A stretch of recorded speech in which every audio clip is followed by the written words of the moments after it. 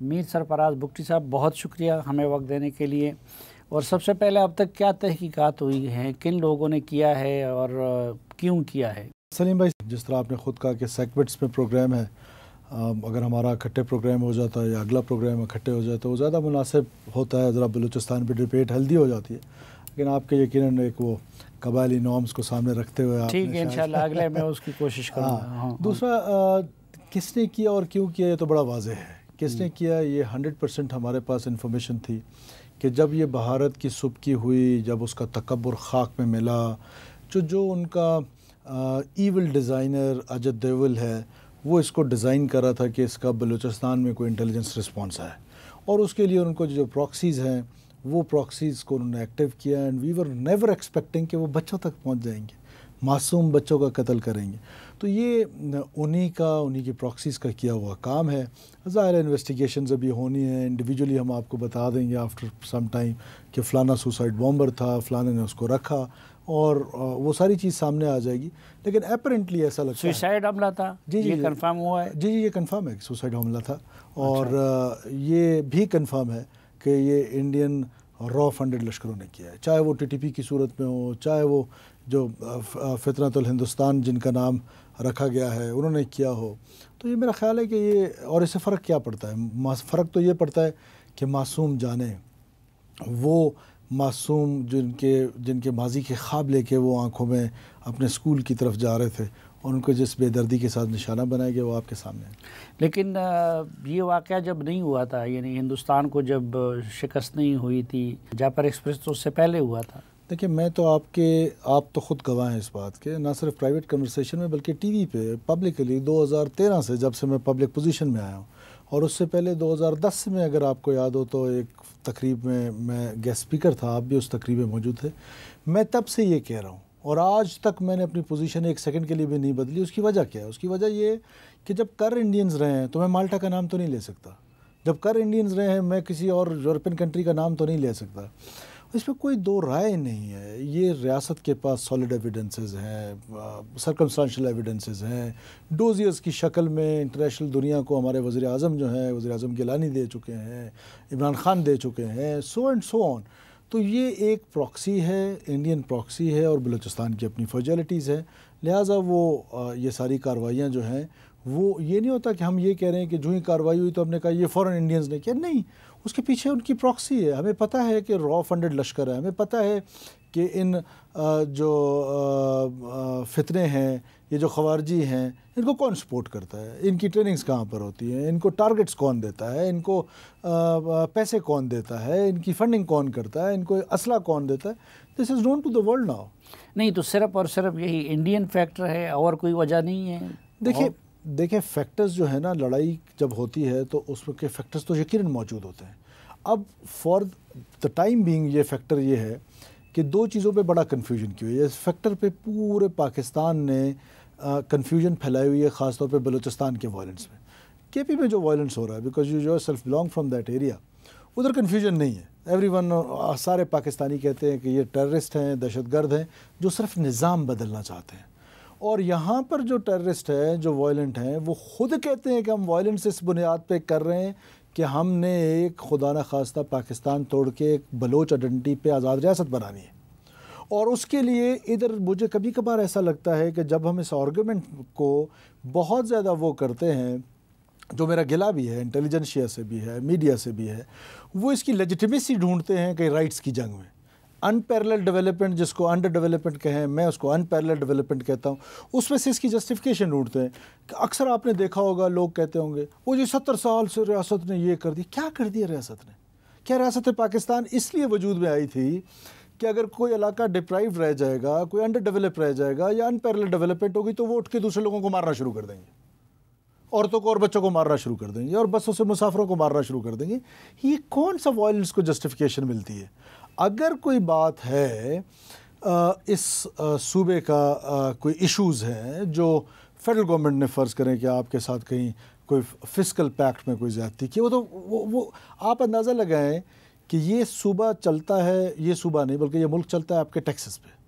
یہ taxes collect کہاں ہوتے ہیں؟ Maximum number of taxes collect ہوتے ہیں پنجاب میں اور سندھ میں. پنجابی اور سندھیوں کے پیسوں سے صوبہ چل رہا ہے اور ہم جو ہے اس بات پر مجھے سمجھ نہیں آتی بات کو کہ اس آرگومنٹ کو ہی یہ آرگومنٹ ہی غلط ہے کہ یہ لڑائی اس وجہ سے کہ اسکول لیکن نہیں وہ ہے۔ یہ کہتے ہیں کہ ہمارے سوئی گیس پہ پورا پاکستان چلتا تھا اور ہمارے ڈیرہ بگٹی میں بھی سوئی گیس لوگوں کو نہیں دیا گیا تھا۔ دیکھیے دو باتیں تھیں، ایک تو یہ تھا کہ جب وہ یہ آرگومنٹ دیتے ہیں تو ان سے کوئی پوچھے کہ اس وقت جب گیس کمپنی تھی برما شیل کے نام سے یا پی پی ایل کے نام سے، اس کے ساتھ ایگریمنٹس کون کرتا تھا؟ ایگریمنٹ کوئی پنجابی کرتا تھا، ادھر کا ایک طاقتور نواب کرتا تھا نا، ادھر کا ایک طاقتور سردار کرتا تھا نا، ایک ایم پی اے کرتا تھا نا، ایم این اے کرتا تھا نا، لوگوں کا ریپرزنٹیٹیو کرتا تھا نا، تو کیوں وہ صرف اپنے گھر کی بات کرتا تھا؟ کیوں وہ لوگوں کے گیس کی بات نہیں کرتا؟ کیوں لوگوں کے لیے اسکالرشپس کی بات نہیں کی جاتی تھی؟ وہی ایگریمنٹ، لیز ایگریمنٹ جو ابھی کینسل جو ختم ہوئی ہے پی پی ایل کے ساتھ ہم نے کی ہے، وہ ایم او یو آپ نکالیں، اس میں ہم نے کیا رکھا ہے؟ بچوں کے لیے اسکالرشپس، علاقے کے لیے ڈیولپمنٹ، پرسنل چیزیں بھی تو لی جا سکتی تھی نا۔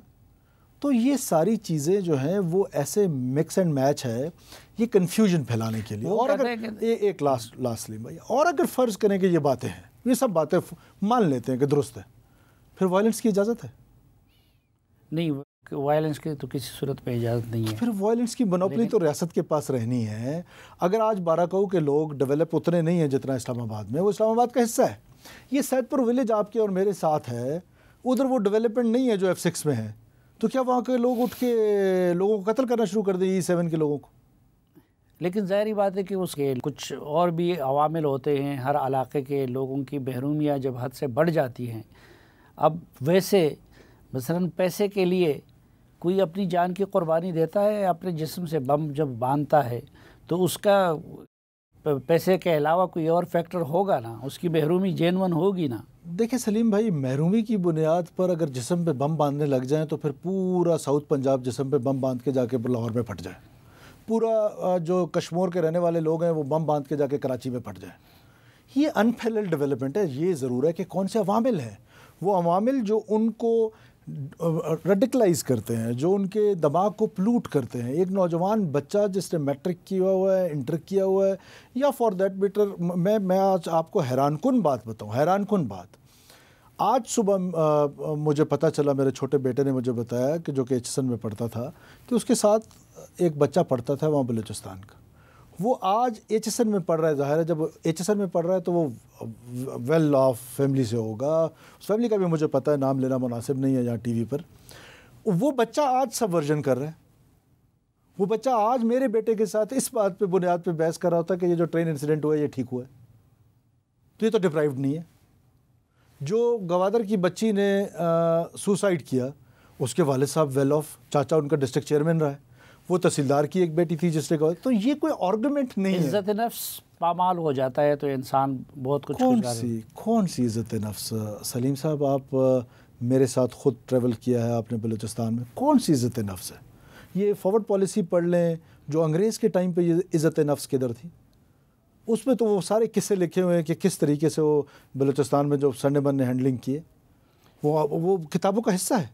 یہ بات صرف پروپیگنڈا ٹول ریاست کے خلاف استعمال کرنے کے لیے کی جاتی ہے، اور اس بچے کو بھی استعمال کرنے کے لیے، معصوم ذہن والا بچہ، اس کو ریاست سے ڈس انٹیگریٹ کرنے کے لیے پروپیگنڈا کے ٹول کے طور پہ استعمال کیا جاتا ہے۔ فار ایگزامپل 30 ایئرز، 40 سال سے 30-40 سال سے ایک جیسا بیانیہ بلوچستان کا 3-4 لوگوں کی اینک سے جو بیانیہ آتا تھا وہ پورا پاکستان دیتا رہا، سمیت ہمارے اسٹوڈیوز میں لوگ بیٹھ کے، سمیت ہماری انٹیلیجنسیا۔ میرا کہنے کا مطلب یہ ہے کہ سلیم بھائی، یہ آرگومنٹ ہی غلط ہے کہ یہ کوئی اس وجہ سے لڑے۔ اچھا، جو لڑ رہا ہے وہ یہ نہیں کہتا کہ میں اس وجہ سے لڑ رہا ہوں۔ بی ایل اے نے کب کہا کہ میں اس وجہ سے لڑ رہا ہوں کہ میں محروم؟ بی ایل اے تو یہ کہہ رہی ہے کہ میں نے بلوچ آئیڈینٹی پہ آپ کے ملک کو کیک کی طرح کاٹنا ہے اور تھرو وائلنس کاٹنا ہے، تھرو وائلنس اس صوبے کو توڑنا ہے، پاکستان کو خدا نخواستہ توڑنا ہے۔ وہ نہیں کہہ رہے، ہم یہاں پر بیٹھ کے اس بات پر پورا پاکستان کو کنفیوز کیے پھر رہے ہیں، سڑک نہیں ہے، بجلی نہیں ہے، پھر یہ ڈیٹا اٹھا کے لے آتے ہیں، وہ ڈیٹا اٹھا کے لے آتے ہیں، اور اس کو بنیاد پر ٹھیک ہے، یہ میں مان لیتا ہوں کہ کمپلیمنٹ کر رہا ہے، کمپلیمنٹ کر رہا ہوگا سیپریٹسٹ کو، ٹیررسٹ کو، یہ جو ڈیپریویشن ہے یا ان پیرل ڈیولپمنٹ ہے۔ لیکن کلا اگر ہم پیرل ڈیولپمنٹ کر لیتے ہیں تو کیا یہ انسرجنسی ختم ہو جائے گی؟ آنسر از نو۔ اس کی سب سے بڑی ایگزامپل یہ ہے کہ 2000 میں جسٹس نواز مری کے قتل کے بعد یہ سلسلہ شروع ہوا جو موجودہ ہے. اس سے پہلے حیدرآباد سازش کیس پہ 2 اسکول آف تھاٹ آئے. ایک نواب خیر بخش مری کا آیا کہ جس میں انہوں نے کہا کہ وائلنس کے ذریعے پاکستان کو توڑیں گے, اور ایک میر کانسپٹ پزنجو کا آیا جن کا خیال تھا کہ ہم پولیٹیکل سٹرگل سے اسی پاکستان میں رہتے ہوئے اپنے لیے جتنا میکسیمم ہو سکے گا آٹومنی لے لیں گے, اپنے رائٹس لے لیں گے, اپنا سب کچھ کر لیں گے. جب 2000 میں جسٹس نواز مری کا قتل ہوا, جب جسٹس چودھری ایلیویٹ ہو گئے تو وہ چیف جسٹس بننے جا رہے تھے, اس پہ ایف آئی آر ہو گئی. اس ایف آئی آر میں نواب خیر بخش مری گرفتار ہوئے. اس کے بعد سے یہ سلسلہ شروع ہوا. تو 2000 کا تربت اور آج کے تربت میں تو زمین آسمان کا فرق ہے.